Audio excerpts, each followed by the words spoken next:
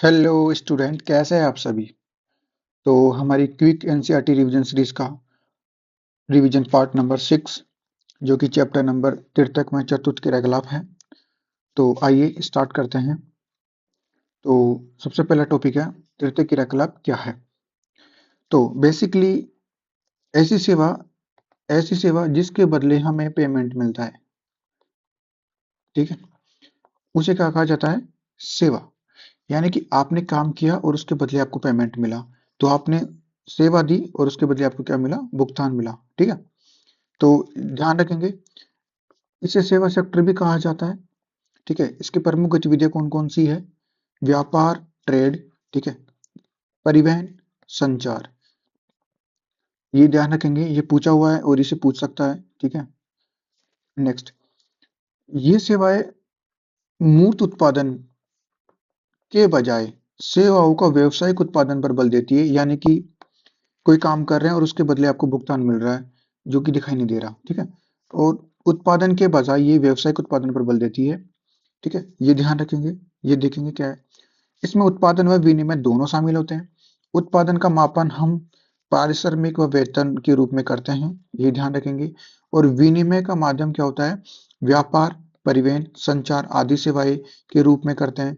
तो इसमें ध्यान रखने वाली पॉइंट क्या है कि इसमें उत्पादन व विनिमय दोनों शामिल होते हैं। नेक्स्ट टॉपिक है हमारा व्यापारिक केंद्र, जिसके नाम से छुप रहा इसमें नाम में छुप रहा है कि इसका अर्थ क्या है।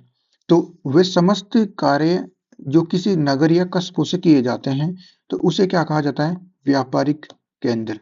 उसे क्या कहा जाता है? व्यापारिक केंद्र। ध्यान रखेंगे। नेक्स्ट, ये केंद्र जो हैं, व्यापारिक केंद्र, वो संग्रहण और वितरण पर निर्भर होते हैं। ध्यान रखें, उनका केंद्र बिंदु होते हैं ये संग्रहण और वितरण पर निर्भर होते हैं। इसके अलावा व्यापारिक केंद्र को दो भागों में बांटा गया है, एक तो ग्रामीण विपणन केंद्र और एक नगरीय विपणन केंद्र। ग्रामीण विपणन केंद्र क्या होता है? ये एक निकटवर्ती बस्तियों का क्या करते हैं? पोषण करते हैं, उनकी आवश्यकताओं की पूर्ति करते हैं। इन्हें अर्ध नगरीय भी कहा जाता है, ठीक है। यह व्यक्तिगत में व्यावसायिक सेवाओं से सुविकसित नहीं होते हैं। ये दोनों सेवाएं उपलब्ध कराने में असमर्थ होते हैं, ठीक है। ये ग्रामीण क्षेत्र की मांग के अनुसार ही वस्तुएं उपलब्ध करवाते हैं, ठीक है। आई होप कि समझ में आया होगा। नगरीय विपणन केंद्र ये सामान्य सेवाओं के साथ साथ विशिष्ट सेवा भी उपलब्ध कराते हैं। विशिष्ट सेवा कौन सी? जैसे ये नगरीय क्षेत्रों में डॉक्टर, शिक्षा, वकील, अध्यापक आदि सेवाएं भी उपलब्ध होती है, इसलिए इन्हें विशिष्ट सेवा केंद्र भी कहा जाता है। इसमें शैक्षणिक संस्थाएं, व्यावसायिक गतिविधियां आदि शामिल होती है। चलो नेक्स्ट, व्यापार। व्यापार को दो प्रकार से बांट रखा है, थोक व्यापार और फुटकर व्यापार। थोक व्यापार क्या होता है? जिसमें बिचौलिया, सौदागरों आदि के द्वारा व्यापार किया जाता है।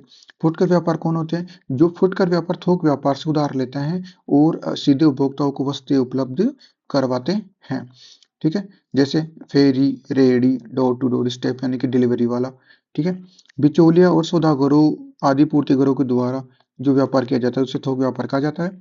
ये फुटकर व्यापार भंडारों को क्या देते हैं? उधार देते हैं। ये लाइन याद रखना आपको। फुटकर विक्रेता अधिकतर थोक विक्रेताओं की पूंजी पर ही क्या करते हैं? अपना कार्य संचालन करते हैं। फुटकर विक्रेता अधिकतर थोक विक्रेताओं की पूंजी पर ही अपने कार्य का संचालन करते हैं। नेक्स्ट, परिवहन। ट्रांसपोर्ट क्या होता है? एक ऐसी सुविधा जिसमें व्यक्तियों व तैयार माल को व संपत्ति को भौतिक रूप से एक स्थान से दूसरे स्थान पर ले जाना या ले आना क्या कहलाता है? परिवहन, ट्रांसपोर्ट कहलाता है, ठीक है। परिवहन का मापन किस आधार पर किया जाता है? तीन आधारों पर किया जाता है। पहला है किलोमीटर, दूसरा है समय दूरी और तीसरा है लागत, कितना लागत। जैसे कि इस डायग्राम से समझते हैं, आप जयपुर से यात्रा कर रहे हो दिल्ली की, तो आपका जो डिस्टेंस है वो कितना है? 250 किलोमीटर। तो ये यात्रा की वास्तविक दूरी है, तो इसे किलोमीटर में मापते हैं, ठीक है। नेक्स्ट है यात्रा का समय, यानी कि दिल्ली पहुंचने के लिए आपको कितना समय लग रहा है, तो यात्रा में लगने वाला समय, उसको समय दूरी से मापते हैं। और जो यात्रा आप कर रहे हो जयपुर से दिल्ली, उसमें आपको टोटल खर्च कितना आएगा यात्रा में, तो यात्रा में किया गया कुल खर्च, इसे लागत से मापते हैं। तो परिवहन को तीन चीजों से मापा जाता है, किलोमीटर, समय दूरी, लागत दूरी। क्लियर हो गया? चलो नेक्स्ट। परिवहन को प्रभावित करने वाले कारक कौन-कौन से हैं? तो याद रखिए, जहाँ जनसंख्या ज़्यादा होगी या जनसंख्या का आकार बड़ा होगा, वह परिवहन की डिमांड भी क्या होगी? ज़्यादा। ठीक है? उनके मध्य भूदृश्य की प्रवृत्ति, ठीक है? ये भी प्रभावित करती है। जलवायु के प्रकार व मार्ग की लंबाई भी प्रभावित करती है। वहाँ के नगरों व कस्बों के मध्य व्यापार का प्रारूप भी प्रभावित करता है। चारों चीज़ें हो गई, हमें ध्यान में रखना है। ठीक है? नेक्स्ट, संचार। शब्दों, संदेशों, तथ्यों और विचारों को एक व्यक्ति से दूसरे व्यक्ति के मध्य बिना भौतिक प्रक्रिया के आदान-प्रदान करना, अदला-बदली करना ही क्या कहलाता है? परिवहन के संचार कहलाता है, सॉरी। देखेंगे इसको थोड़ा। एक व्यक्ति किसी दूसरे स्थान पर बात कर रहा है, उसने अपने विचारों को उससे शेयर किया और बी व्यक्ति ने ए व्यक्ति के साथ अपने विचारों को शेयर किया। तो बिना भौतिक क्रिया के ही अपने विचारों का क्या हो रहा है? आदान-प्रदान। क्या हो रहा है? आदान-प्रदान। तो यही क्या कहलाता है? संचार। ठीक है? नेक्स्ट, परिवहन के सभी रूपों को संचार पथ कहा जाता है। Very very important. परिवहन के सभी रूपों को क्या कहा जाता है? संचार पथ।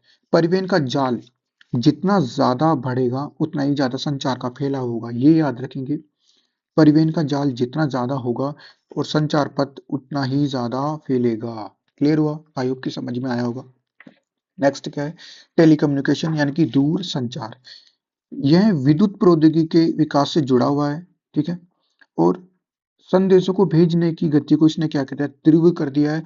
और तीव्र हो जाने के कारण ही संचार के क्षेत्र में क्या आई है? क्रांति। ठीक है?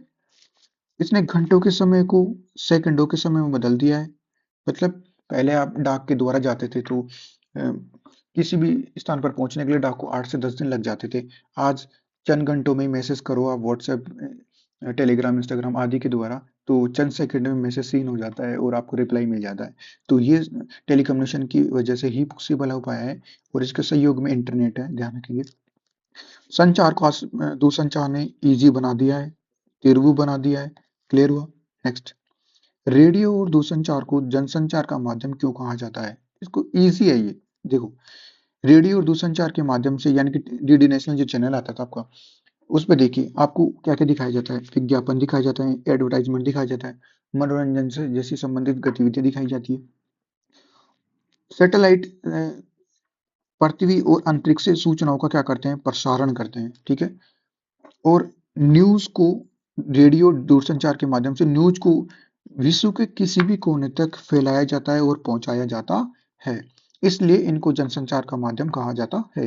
इंटरनेट आदि के द्वारा जनसंचार में वास्तविक क्रांति ला दी है। इंटरनेट ने कम्युनिकेशन के क्षेत्र में वास्तविक क्रांति ला दी है। ये 4 कारण आपको ये ध्यान में रखना है। इसी वजह से रेडियो व दूरसंचार को जनसंचार का माध्यम कहा जाता है। ठीक है? नेक्स्ट, सर्विसेज, सेवाएं क्या होती है?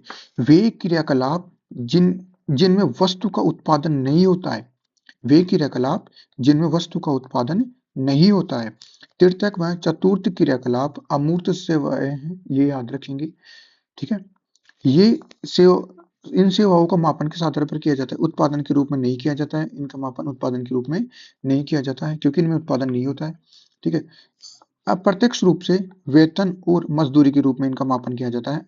सैलरी और श्रम के रूप में इनका मापन किया जाता है। ये 4 बातें आपको याद रखनी है। सेवाओं को आगे बाँट रखा है। 2 स्तर की, वैसे किताबों में 3 स्तर की भी दे रखा है। निम्न, मध्यम और उच्च। आपको ये 2 याद रख लेंगे वो काफ़ी है। उच्च पंसारी की दुकान, धोबी घाट, सॉरी निम्न। ठीक है? और उच्च है परामर्शदात्री या परामर्शदाता, एडवाइजर, संगीतकार, ठीक है? और डॉक्टर आदि सेवाएं कौन सी है? उच्च स्तरीय। ठीक है? आई होप कि समझ में आएगा क्योंकि ये रिवीजन क्लास है तो हम थोड़ा फास्ट फास्ट देख रहे हैं। ठीक है? पर्यटन। पर्यटन क्या होता है? सीधी बात है, एक ऐसी यात्रा जो व्यापार के उद्देश्य से ना की गई हो। ठीक है? मतलब ऐसा नहीं कि मैं जा रहा हूँ तो बिजनेस के पर्पज से जा रहा हूँ, ऐसा नहीं। मनोरंजन के, एंटरटेनमेंट के उद्देश्य से की गई यात्रा होनी चाहिए, तभी हमें कहेंगे कि आप पर्यटन हो। ठीक है? नेक्स्ट, पर्यटन का महत्व क्या है? स्थानीय बाजारों को पर्यटन क्या करता है? बढ़ा देता है। स्थानीय वहाँ की लोकल मार्केट को पर्यटन क्या करता है? बढ़ावा देता है। लोग यहाँ घूमने आएंगे तो यहाँ की घरेलू मार्केट को क्या बढ़ावा मिलेगा क्योंकि वो सामानों का आदान प्रदान करेंगे यानी कि वस्तुओं को क्रय विक्रय करेंगे। ठीक है? पर्यटन क्षेत्रों में रोजगार के अवसर मिलेंगे। ठीक है। आजकल देखिए किसी भी स्मारक जगहों पर आपको टूरिज्म को बढ़ावा देने के लिए या टूरिज्म को गाइड करने के लिए गाइड मिल जाएगा। ठीक है। वो उसको थोड़ा पैसा दीजिए, उसको भी रोजगार मिल रहा है, आपका भी काम हो रहा है। ठीक है। तो हम कह सकते हैं कि पर्यटन क्षेत्रों में रोजगार के अवसर उपलब्ध होते हैं। नेक्स्ट, पर्यटन को प्रभावित करने वाले कारक। पर्यटन को प्रभावित करने वाले कारक, पहला है भूदृश्य, दूसरा है इतिहास व कला, तीसरा है सांस्कृतिक अर्थव्यवस्था, चौथा है स्वास्थ्य सेवाएं। ठीक है। एक एक को करके देख लेते हैं। भूदृश्य, भूदृश्य का मतलब क्या है? आप ऐसी जगह जाना घूमना प्रेफर करोगी जहाँ पर प्राकृतिक रूप से हरा भरा हो, नदियों, झीलें, तालाब, पर्वत, पहाड़ आदि हरा भरा हो। आपको अट्रैक्ट वही चीजें करेगी। ठीक है। ये इसलिए कहा जाता है कि कुछ लोग नेचुरल लवर होते हैं, किसी को प्राकृतिक पसंद होती है, किसी को नदियाँ पसंद होती है, किसी को ऐसा लगता है कि मेरी ट्रेन सुरंग से अंदर से जानी चाहिए ताकि मुझे हरा भरा सब कुछ दिखाई दे। ठीक है। सबका अलग अलग है। तो प्राकृतिक दृश्य भी लोगों को आकर्षित करता है। दूसरा है इतिहास में कला। सीधी बात है, आप घूमने क्यों जाते हो? हम पहले ही सोचते हैं कि वहां जाएंगे तो पर्यटन चीजें देखेंगे, इन द सेंस महल देखेंगे, स्मारक देखेंगे, या कोई पूरा प्राचीन बावड़ी देखेंगे या किले देखेंगे। आदि चीजें देखने की वो सब चीजें किसी भी पर्यटन क्षेत्र को क्या करती है, पर्यटकों को क्या करती है, आकर्षित करती है, अपनी तरफ खींचती है। ठीक है। जैसे जयपुर का आमेर महल ले लो, या अल्बर्टो ले लो, और भी बहुत सारी चीजें हैं। ठीक है। नेक्स्ट है सांस्कृतिक व अर्थव्यवस्था। लोग आजकल क्या करते हैं, जैसे जैसलमेर में लोग घूमने जाते हैं, तो जैसलमेर में घूमने जाने का मतलब न्यू ईयर के दिन वहाँ के स्थानीय लोग अपने घरों को जो गेस्ट हाउस बनाकर लोगों को रेंट पे देते हैं, जिससे उनकी आमदनी भी हो जाती है और लोगों को घूमने का पर्पज भी पूरा हो जाता है। ठीक है। इससे उनकी अर्थव्यवस्था को बढ़ावा मिलता है। जैसे गोवा में छोटे छोटे हेरिटेज बनाकर किराए पे देना। ठीक है। स्वास्थ्य सेवाएं, ये आजकल ये टॉपिक वर्तमान में बहुत ज्यादा ट्रेंड में रहता है। कैसे? भारत में जो चिकित्सा सेवाएं है वो बहुत सस्ती है और बहुत बेटर बेटर क्वालिटी वाली है। तो उन सुविधाओं को प्राप्त करने के लिए लोग भारत की ओर पर्यटन करते हैं। ठीक है। और भारत उन सस्ती सुविधाओं के कारण विश्व में प्रसिद्ध है। और इसे ही क्या कहा जाता है, चिकित्सा पर्यटन। चिकित्सा पर्यटन क्या होता है? चिकित्सा उपचार के साथ साथ या चिकित्सा उपचार को अंतरराष्ट्रीय पर्यटन के साथ जोड़ दिया जाता है। ठीक है। इसे ही चिकित्सा पर्यटन कहा जाता है। आई होप ये चारों पॉइंट आपके क्लियर हो गए होंगे। नेक्स्ट, भारत में समुद्र पार रोगियों के लिए स्वास्थ्य सेवाएं। भाई सीधी बात है, भारत में दूसरे देशों के लोग क्यों आ रहे हैं? तो पर्पस अलग अलग हो सकता है, लेकिन यहाँ हमें ध्यान में रखना है कि लोग अपना इलाज कराने आ रहे हैं दूसरे देशों से। ठीक है। जैसे भारत जयपुर का ट्रॉमा हॉस्पिटल एसएमएस वाला बहुत काफी फेमस है एशिया।